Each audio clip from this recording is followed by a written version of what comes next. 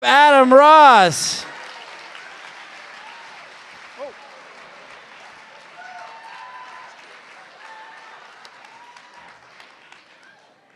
Good evening.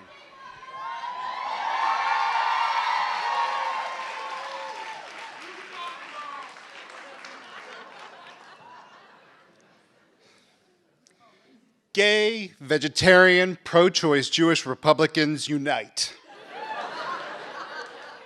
That is what my sign read as I marched past 100,000 spectators in the 1996 Gay and Lesbian Pride Parade in Los Angeles, California. Now, the reason I was carrying that sign was that I was a candidate for state assembly in the Los Angeles area, and I was running as a Republican. Now, it's okay, Berkeley, this will go a totally different direction than you are thinking. So, I don't know if you remember 1996, or maybe you're too young, or you weren't paying attention, you're in another country, but let me remind you of the election season. The Republicans that controlled Congress had shut the government down for about a month to pressure the young Democrat in the White House to giving in to their budget demands. The presidential candidates had a field of people that included a very wealthy billionaire, obviously a wealthy billionaire, but an eccentric billionaire.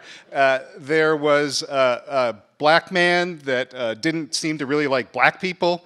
And then there were a bunch of other kind of basically old white guys that were running for office.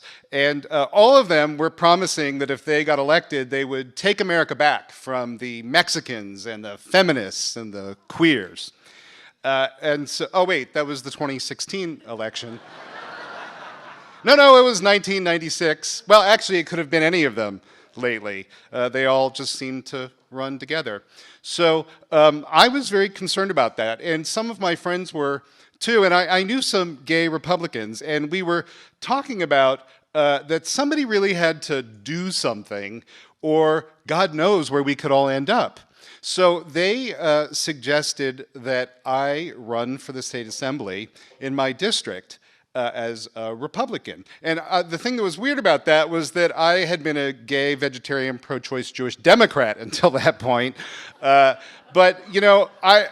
I was like, yeah, somebody has to do something. What's the worst that could happen? So they convinced me, and I did this. And the thing is, I was a little bit afraid that if I did it, I might get harassed at a campaign event by some sort of homophobic person, but it was worth the risk because just by running, if I could win my primary, I would get a seat on the Central Committee of the Republican Party, and I would also become the first openly gay person in California to be nominated as the Republican nominee, basically, for a statewide office. So I thought, well, I'll get to mess with the Republican Party from the inside and work for gay rights and everything at the same time. This is win-win. Why not? And I put my name in the hat, and something magical happened.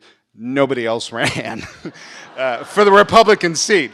Now, the reason they didn't run was because this was an extremely liberal district, West Hollywood, Beverly Hills, parts of Hollywood, and the San Fernando Valley. So the Democrats always win. There was just no way anybody was going to win. But I had another goal, which was just really to win the primary.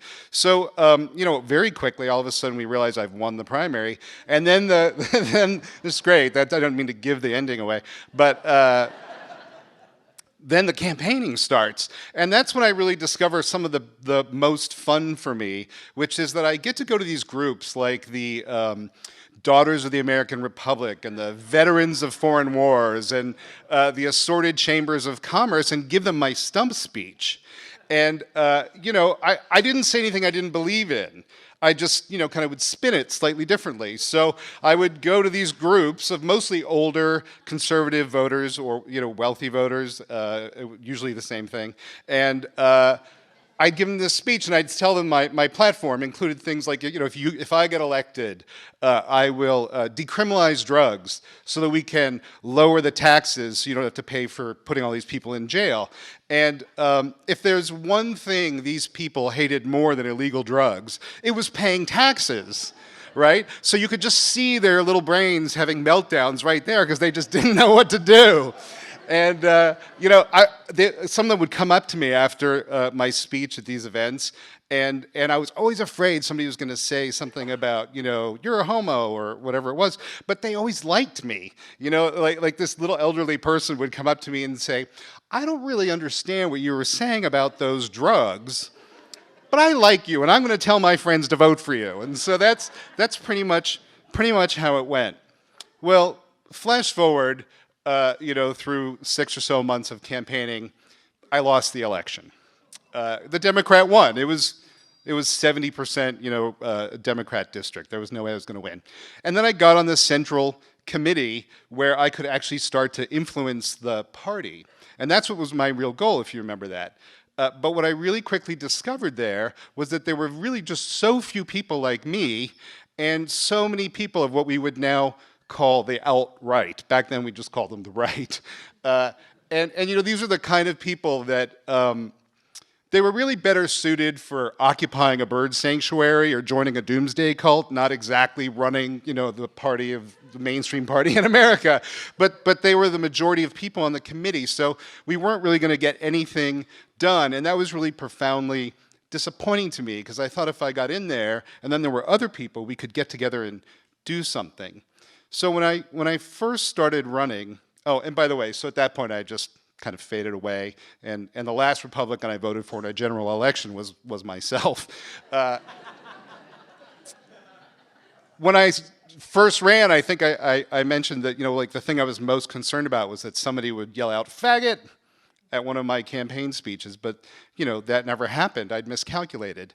The biggest risk I was taking was that I was going to discover a really scary truth, that we wouldn't be able to save the Republican Party from being taken over by the alt-right in 1996, because they already had. Thank you.